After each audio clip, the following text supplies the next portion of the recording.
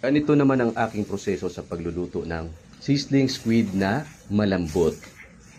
Una kong ibablanch yung mga gulay, sibuyas, bell pepper, siling haba, mushrooms, isang kulo lang bago ko ihalo ang mga laman ng pusit. Blanch lang.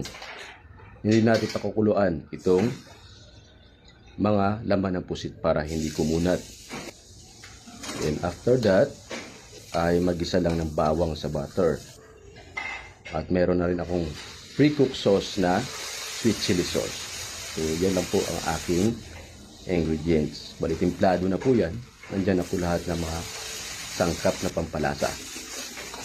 So, ganun lang po kadali. Ganun lang kasimple ang aking proseso sa pagluluto ng masarap at malambot na sizzling squid.